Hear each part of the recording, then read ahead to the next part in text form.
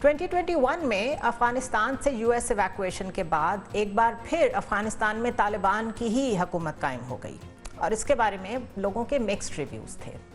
यकीनन यूएस यहाँ से कोई कामयाब होकर तो गया नहीं था। 20 साल की थका देने वाली लॉन्गेस्ट वॉर के बाद जिस अंदाज से वहाँ से इवैक्यूएट किया गया उसने बहुत सारे सवालात छोड़े।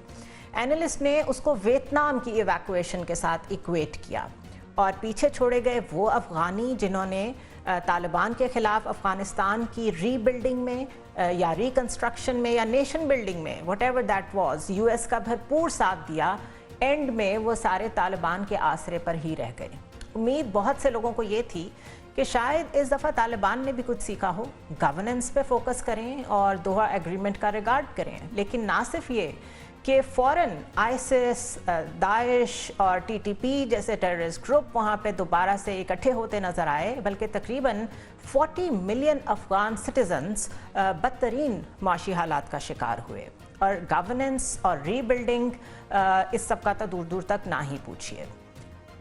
Special inspector general for Afghan reconstruction SIGAR, ये अफ़गानिस्तान की रिकन्स्ट्रक्शन के मामलात पर अमेरिकन गवर्नमेंट की कायम की हुई एक ओवरसाइट अथॉरिटी है और ये कांग्रेस को रिपोर्ट करती है क्वार्टरली बेसिस पे।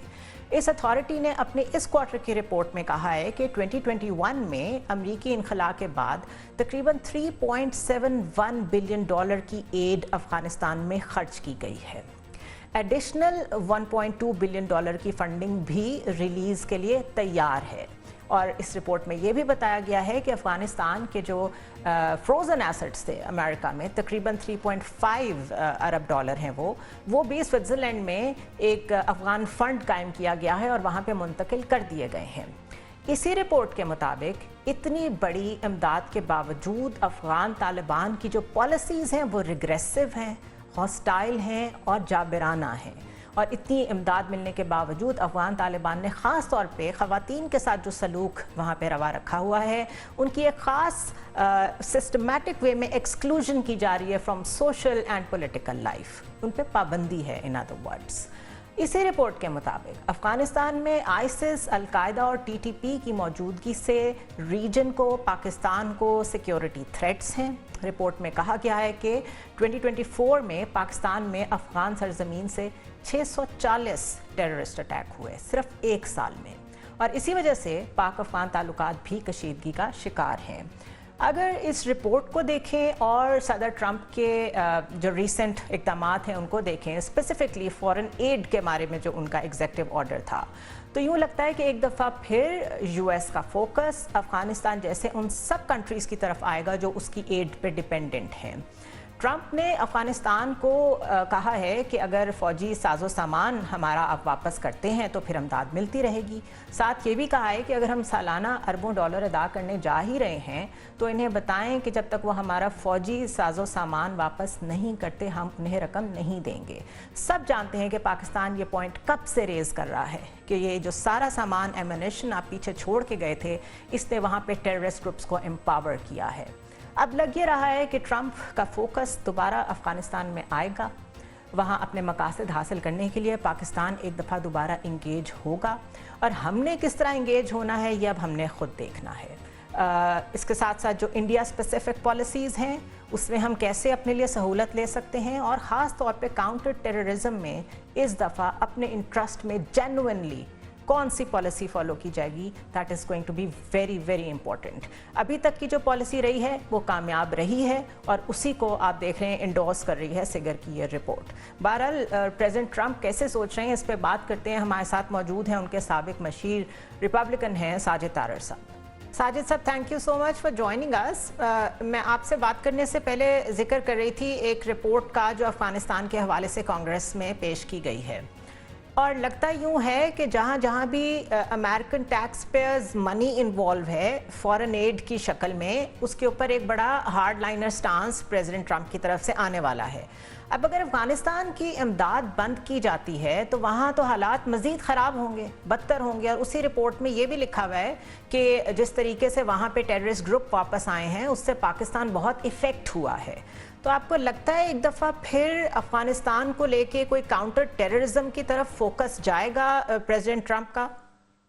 देखें जी, डोनाल्ड ट्रंप साहब के पिछले 2 दिन जो है, अगर देखा जाए, सोमालिया के ऊपर अटैक जो है वो पूरी दुनिया के लिए एक सिग्नल है कि अमेरिका इज बैक, और America will not tolerate the terrorist activities regardless wherever it is. हम्म। डोनाल्ड ट्रंप साहब ने अपनी स्टेटमेंट में भी कहा है कि यहाँ पे आईएसआईएस पहले मौजूद थी, लेकिन बाइडन जो है वो सोचते ही रहे वो उनके ऊपर हमला ना कर पाए, क्योंकि आपने देखा होगा कि ना सिर्फ बाइडन एडमिनिस्ट्रेशन या पिछले 8 साल जो ओबामा पीरियड में थे, दर हकीकत टेररिज्म जो है उसको खुली छुट्टी दे रखी थी पूरी दुनिया के अंदर, और जो जंगें नई शुरू हुई थी। बल्कि यहाँ पे एक डिबेट की जा सकती है कि पिछले 8 साल और 4 साल बाइडन के हम्म। दुनिया में जो कुछ भी होता रहा है वो अमेरिका की वीक फॉरेन पॉलिसी की वजह से होता रहा है। अमेरिका अपना टाइटल जो सोल सुपर पावर का वो लूज कर चुका था। अफगानिस्तान से जो जिस तरीके से निकले थे, पेंटागन सीरियसली डिमोरलाइज है, और अगर देखा जाए वो बहुत इस बुरे वक्त ऑप्टिक्स थे, टू बी ऑनेस्ट। बहुत, और इस वक्त अगर देखा जाए तो डोनाल्ड ट्रंप साहब का सबसे बड़ा जो एक टास्क है वो पेंटागन का मोराल ठीक करना।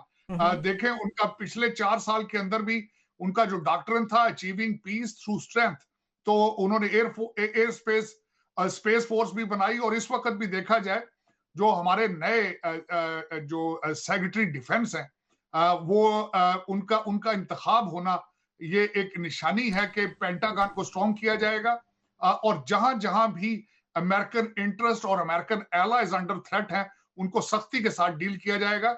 ये जो हमला सोमालिया के ऊपर है, आपने बिल्कुल सही फरमाया है कि डोनाल्ड ट्रंप साहब ने 2-3 दफा अफगानिस्तान को क्रिटिसाइज कर चुके हैं असला वापस लेने के हवाले से, और बिलियंस ऑफ डॉलर्स जो हैं वहां पे जो बाइडन एडमिनिस्ट्रेशन देती रही है बगैर नथिंग इन रिटर्न। तो मेरे ख्याल में अब एहतसाब का टाइम आ चुका है, एड बंद कर दी गई है।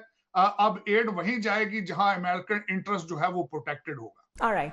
अच्छा, इन कंट्रीज़ का तो समझ में आता है, सोमालिया की आपने बात की, अफगानिस्तान की हमने बात की, but countries like Canada, Mexico, China का भी समझ में आता है कि टैरिफ का शुरू से इशू चल रहा था, एक ट्रेड वॉर चल रही थी।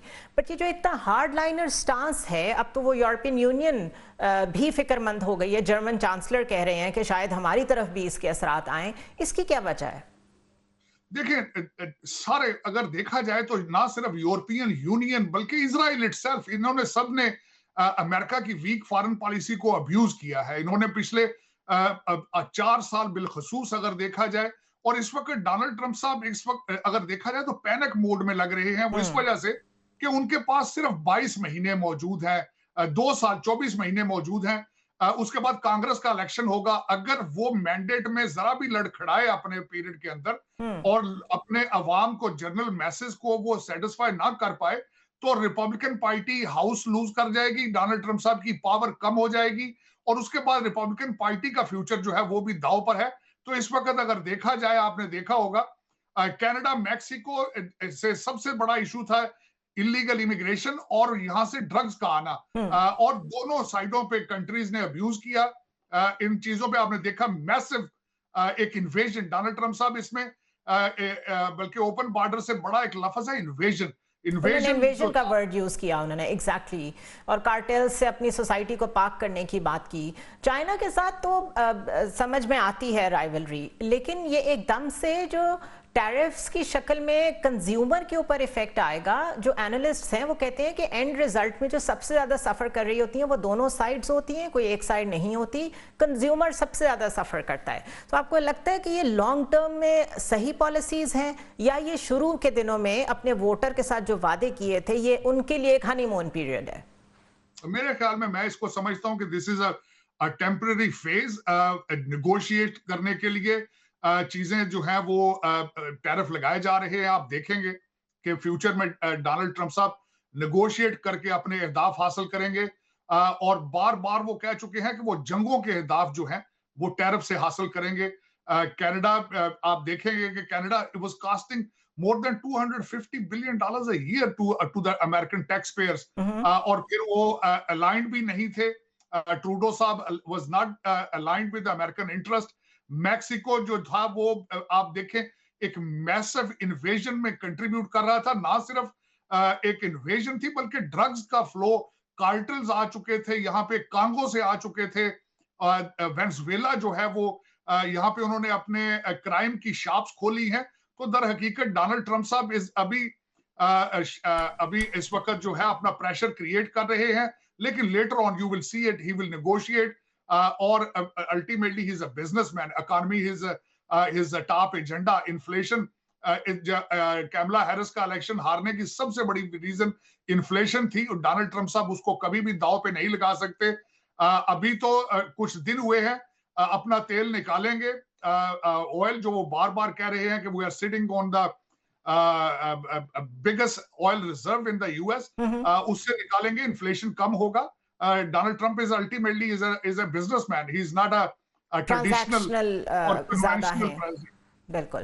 Thank you so much Sajid Tarar साहब फॉर ज्वाइनिंग अस। और जेपी मॉर्गन जो कि बैंकिंग जायंट है यूएस का, उसका कहना है कि ये जो सारी टैरिफ्स वॉर, उन्होंने इसको टैरिफ्स वॉर का नाम दिया है, ये it is a step ahead of trade war, और ये इतनी डायमेंशंस में जा रही है कि ये ग्लोबल इकोनॉमी को रीशेप करेगी। ऑलरेडी बिटकॉइन भी ड्रॉप कर रहा है, ऑलरेडी चीज़ें चेंजेस आना शुरू हो गए हैं।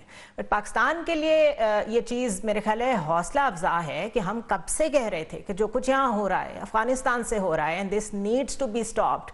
सो हमें we should be proud of it basically कि हमने ऐसा स्टेप लिया जिसमें हमने यहाँ से जहाँ जहाँ इलीगल लोग बैठे थे उनको निकाला है। पूरी दुनिया ने हमें कहा गलत कर रहे हैं, और आज खुद अमेरिका वही सब कुछ करने जा रहा है। So we have to be consistent in our policies, that is the lesson learn. और जब इस तरफ चीज़ें आएँ कि इधर दोबारा से लोग इन्वॉल्व हों दुनिया में पीस बिल्डिंग के लिए, तो उनसे अपनी बात मनवाई जाए।